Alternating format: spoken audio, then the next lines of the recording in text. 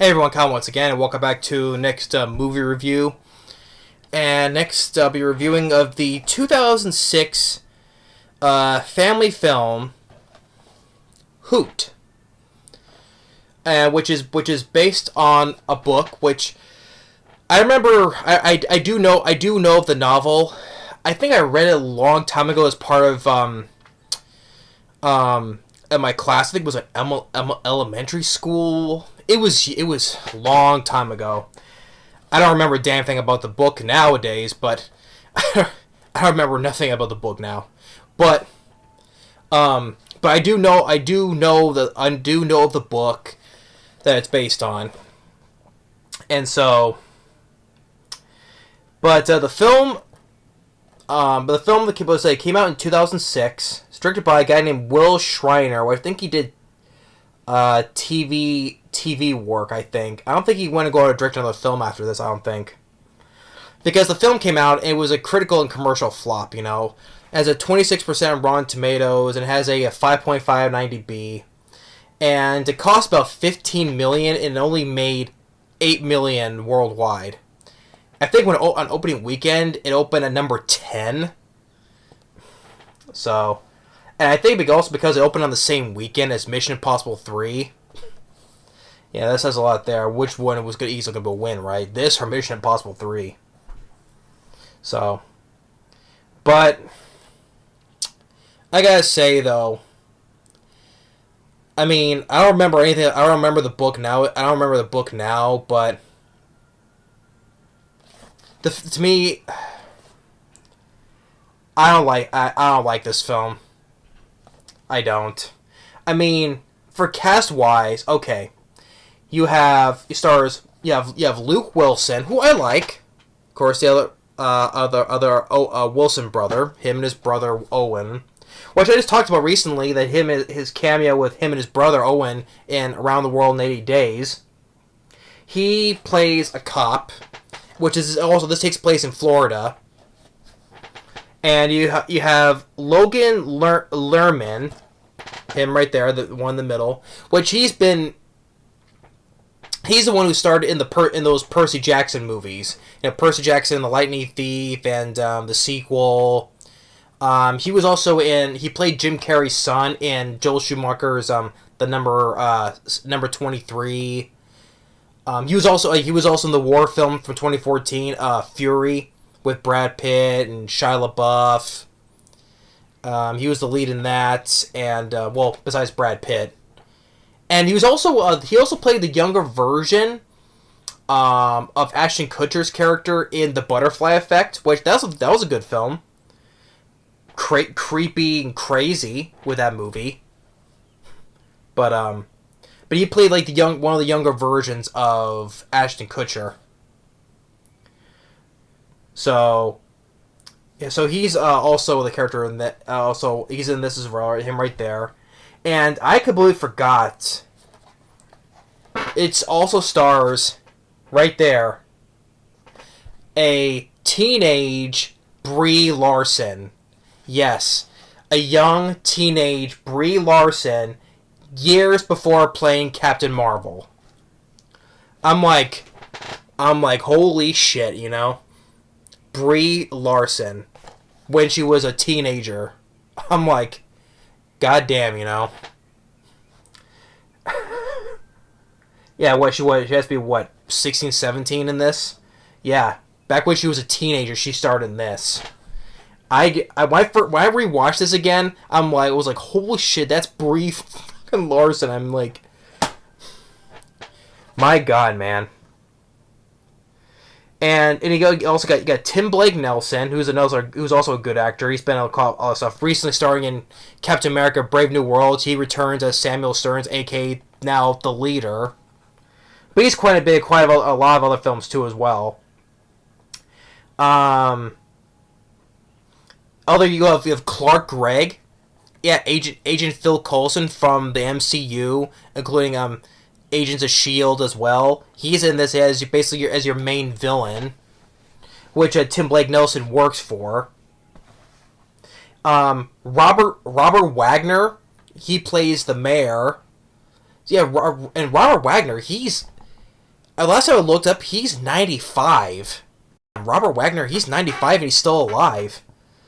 I mean, Robert Wagner, I remember he was in The Towering Inferno. He was the character Dan Bigelow. He was the publicist, which he was having an affair with his secretary, and they say he tried to make a run for it, but he got caught on fire. Robert Wagner, he's been in a lot of other films too, including I remember seeing him also in the Austin Powers films. He's the one wearing the eye patch. So yeah, Robert Wagner is in this as well. He plays as the mayor.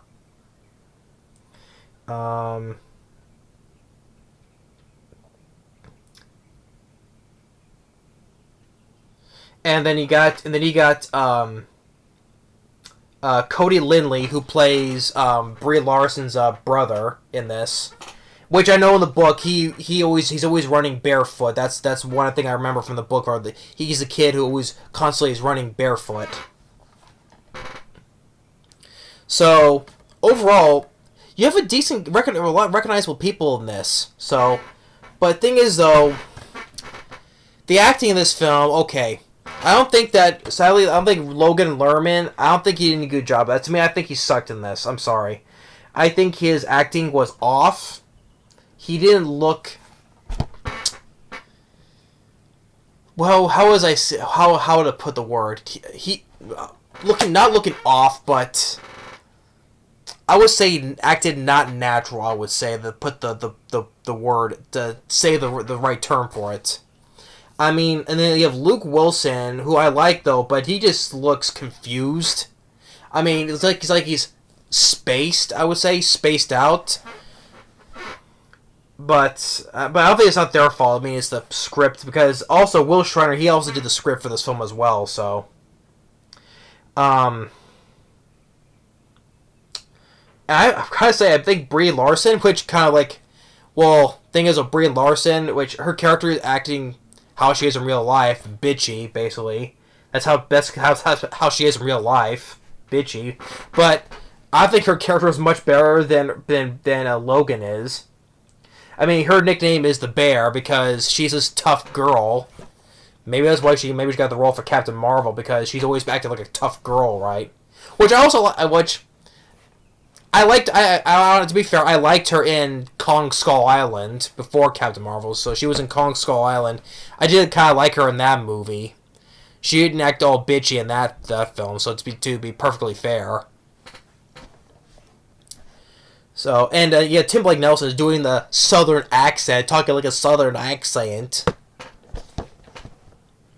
So he's being a little bit over the top on that though. So yeah, I mean, overall, the acting I was not a fan of in this film. I'm like either they're acting confused, not natural, or over the top. But beside that though, the main plot of this, you have Logan Lerman, who his family were originating from Montana. They moved to Florida, so you have the thing where the kids try to adjust to his new environment. And while riding on the bus to school, he sees the barefoot kid running barefoot, and then he gets picked on by this bully, who, which by the way, the bus driver sees this. The bully is literally choking him, and Logan, I forgot about his character's name. Logan, he does it kind of like this to get the kid off of him, the bully off of him, and he's the one who gets in trouble. I'm like, bus driver, are you blind? Or are not wearing glasses? Do you not see what the bully was doing first? And yet, Logan hit him in self-defense, and yet he's the one who got in trouble? And yet he has to write an apology letter to the bully as well? I'm like, are you, bus driver, you saw this, or are you just blind, right? Or do you need glasses? I'm like, geez, wow. If that's the case, if I want him to get in trouble, I just let him just choke the fuck out of me, and until I pass out, choke me and put me to sleep, and then he will want to get in trouble. Or by the way, what about the bus full of kids? Right, were watching this. Because they said something. Oh, he's the one who was choking the kid. Guy hit him in self-defense. I'm like, even the other kids on the bus didn't say anything.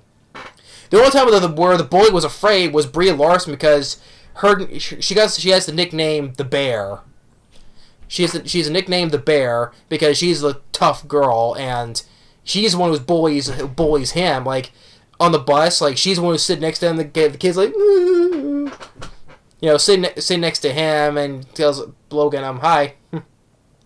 Or later on, where the bully's about to beat him up in the janitor's closet, she saves him again. And this time, she pulls him out of the room, like there's a light behind him, like God pulled him out.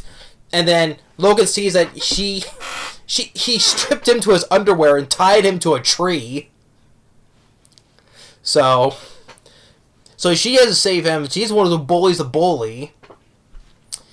But the barefoot kid, that's her brother or stepbrother, I think it was, because the whole thing why he's there, I'll get to that though. But a weird thing is that this kid Logan, what's his character name? Guys, I want to keep calling him Logan. What's his character's name?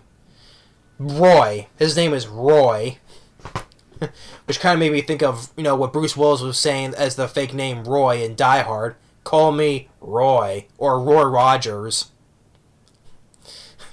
But Roy, the weird thing about his character, I'm like, he has this constant obsession about this barefooted kid. I'm like, why are you so obsessed by him? Because he's like, oh, where is he? Where'd he go? Maybe he needs some shoes. I'm like, are you white? Always constantly going looking for this kid and watching this kid. I'm like, are you a stalker now? Do you have like any? I mean, it's just coming off as so weird. Why he makes us so obsessed over this one kid who's running barefoot all the time. Like, are you just not minor? Because you're just coming off as a stalker. So, and then while it's going on, oh, by the way, why this film is called Hoot? Because of these burrowing owls here. But you know what? It's called Hoot, which is about owls.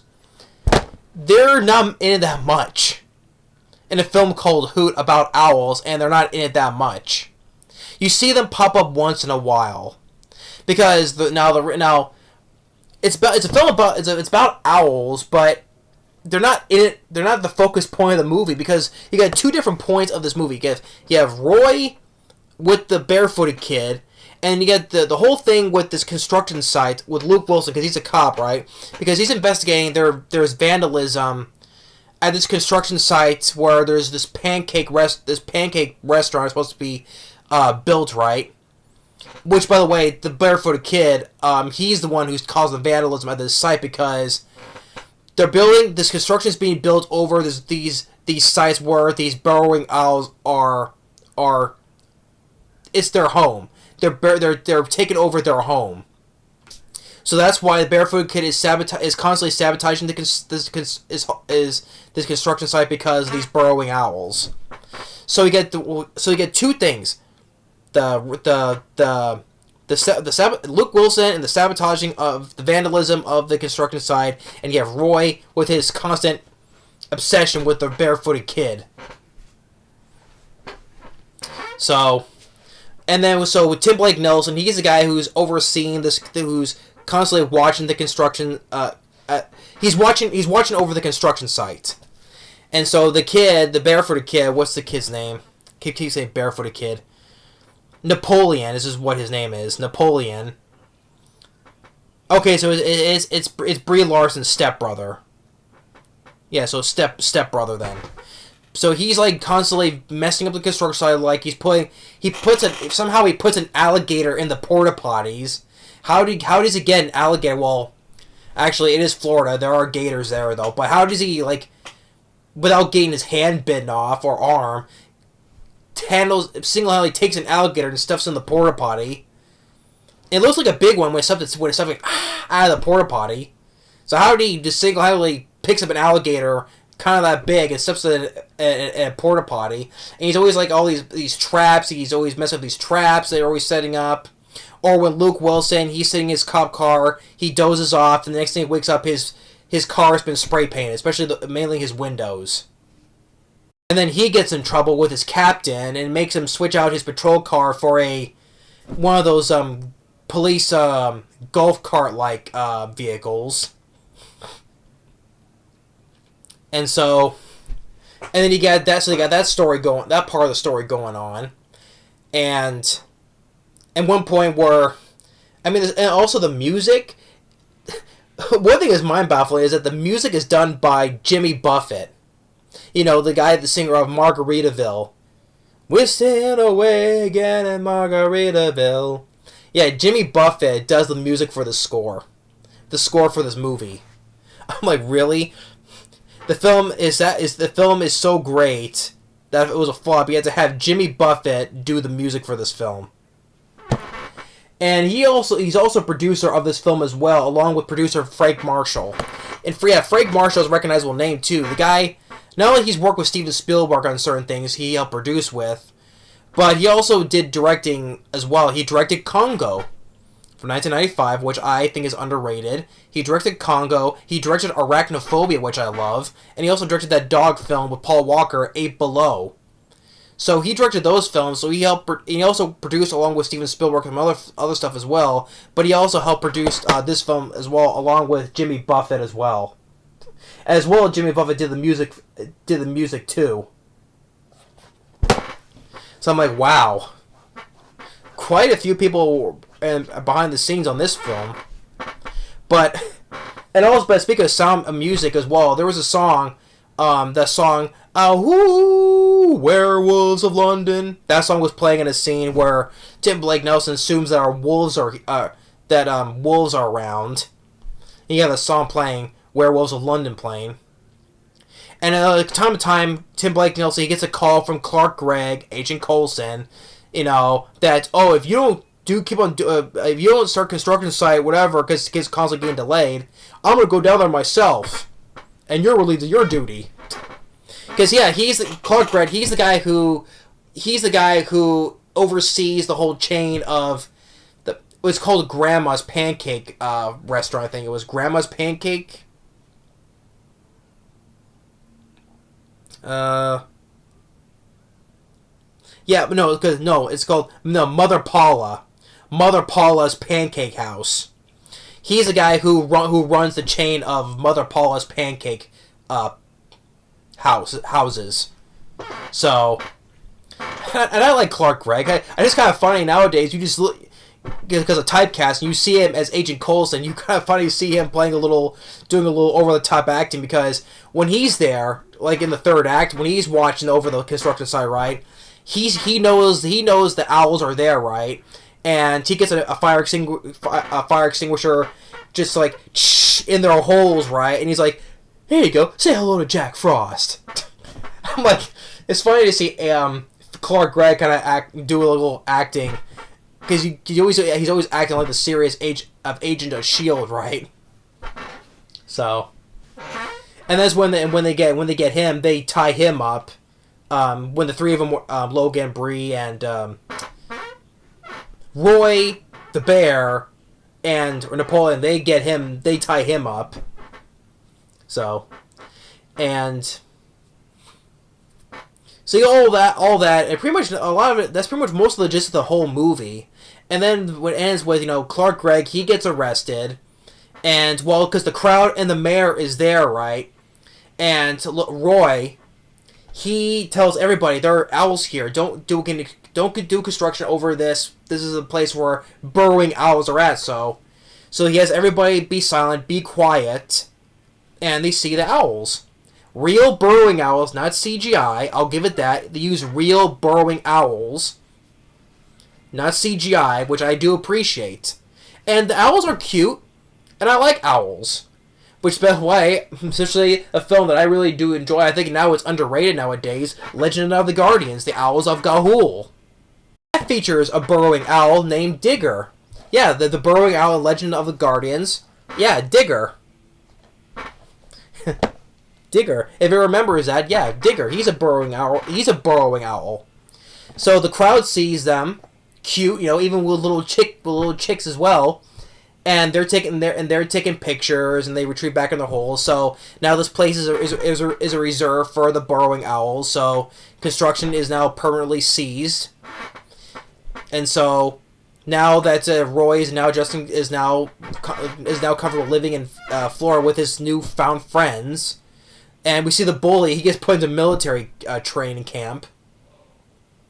And Tim Blake Nelson is now with the girl who is the mascot, Mother Paula. Yeah, she's not the real Mother Paula. She's a young girl in a costume, but Tim Blake Nelson gets is now them are a couple, and Luke Wilson, he gets his car back. He gets his car back now. So yeah, Hoot. I mean, the only time for a film called Hoot about the owls, they're not pretty much the main focus of the movie. I mean, they pop up once in a while. The two main plot lines is about with Roy and his constant obsession with the barefooted kid Napoleon, and with her sister, was it Beatrice, aka the bear, and then the whole thing with Luke Wilson and the whole vandalism with the whole restaurant, the construction site. With the kid is doing though. So the owls are not the main focus about this. For a film that's called Hoot, which is based on the book, which, like I said, I don't remember anything about the book nowadays, but I mean, the film is on. It was the film. How many minutes? I mean, what's the crap. It's usually I find it on there, but here we go. Yeah, it's 90 minutes minus end credits. Yeah, it's a short movie though. I'll give it that. It's a short film, but the film got negative. The film got the negative reviews from the critics. I mean, what did I think Roger Ebert says something. Yeah, here we go. He gives the film 1.5 out of 4 stars. He says, Roger Ebert says, the Hoot has his heart in the right place, but it's unable to locate its brain and the kids. He's not wrong there. I mean, yeah, it can't find its brain. Yeah. I mean, Logan. And the funny thing is, Logan Lerman, he won a Young Artist Award for his role in this. I'm like, really? He won an award for this film? I'm like, they must have saw a different movie, because to me, I don't think he deserves it, because he sucked in this film. I'm sorry. I mean, he didn't look the natural look in this movie. I mean, blank face. I mean, he didn't look natural. Yeah. I mean, and Luke Wilson, he just looks confused, and he just looks off. I mean, it was nice to see Robert Wagner in it, because like, he's a good actor. I mean, Tim Blake Nelson I like, and Clark Gregg, but they're just either being over the top and silly and goofy. So, I mean, is it funny they got the music by Jimmy Buffett? I'm like, that's just funny as hell. I mean, yeah, and also just, it was like, holy shit, a teenage Brie Larson is in this. I completely forgot that she starred in this, because it's been that long. I mean, it was cute to see real burrowing owls. It was cute to see them. I like owls; they're cute birds. So I'm glad they used real birds and real owls in this, not CGI. So I'll give a positive for that. So, yeah, but overall, I was not a fan of Hoot, though. I wasn't.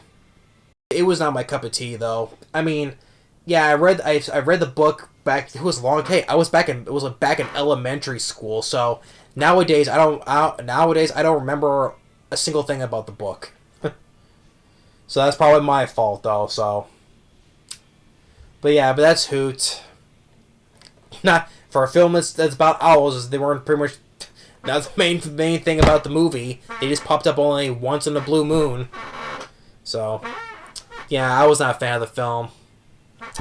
So, but thanks for watching. Stay tuned for the next movie review. We'll see you next time. Later.